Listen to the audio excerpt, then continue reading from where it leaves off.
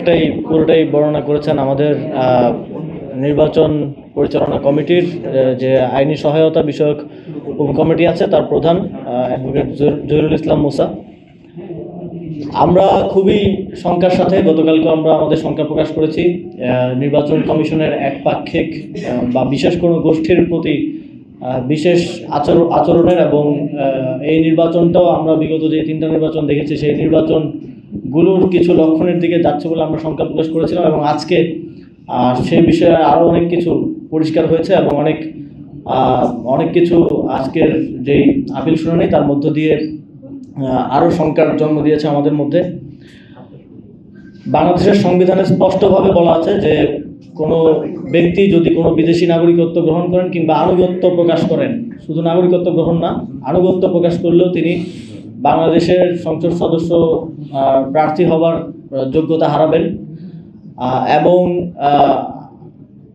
এরপরেও আমরা দেখলাম যে অনেকেই দ্বৈত নাগরিকত্ব থাকা সব 200-300 লোকজন নিয়ে যাচ্ছেন এবং লয়ারদের সংখ্যা বাড়িয়ে শত শত লয়ারদেরকে নিয়ে যাচ্ছেন নির্বাচন কমিশনের উপর চাপ প্রয়োগ করার জন্য।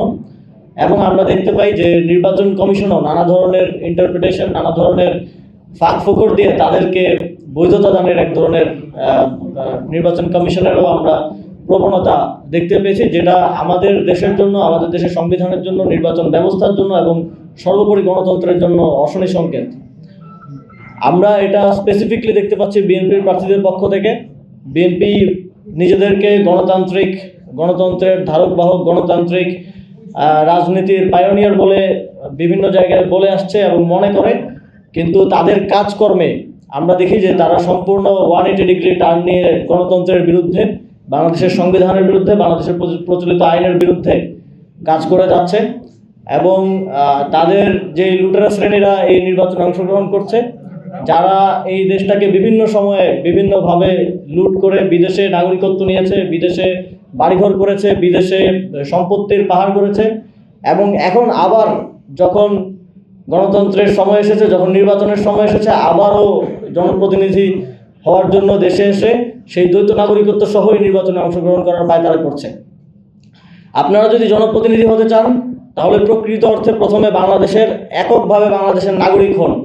আমরা কোনো বিদেশি নাগরিককে বাংলাদেশে নির্বাচন করতে দেব না। আমরা কোনোভাবেই, যদি নির্বাচন কমিশন এক্ষেত্রে সংবিধান লঙ্ঘন করার কিংবা কোনো ধরনের ইন্টারপ্রিটেশন দেওয়ার কিংবা কোনো ফাঁকফোকরের মধ্য দিয়ে তাদেরকে এখতিয়ার বহির্ভূতভাবে তাদের প্রার্থিতা বৈধ করার কোনো চেষ্টা করে, তাহলে আমরা একই সাথে আইনি লড়াই লড়ব এবং একই সাথে রাজপথেও নামবো। আমরা এই নির্বাচন কমিশনকে সর্বোচ্চ সহযোগিতা করে আসছে প্রথম দিন থেকে, এবং আমরা বিভিন্ন জায়গায় তাদের অনেক ঘাটতি সত্ত্বেও তাদের এই যে একপাক্ষিক অবস্থান নেওয়াটা, সেটা আমরা একদম যাচাই বাছাইয়ের পর্যায় থেকে দেখে আসছি। তারপরেও আমরা চেষ্টা করছি তাদেরকে সময় দেওয়ার, সুযোগ দেওয়া, যাতে তারা এগুলো ঠিক করে নেয়।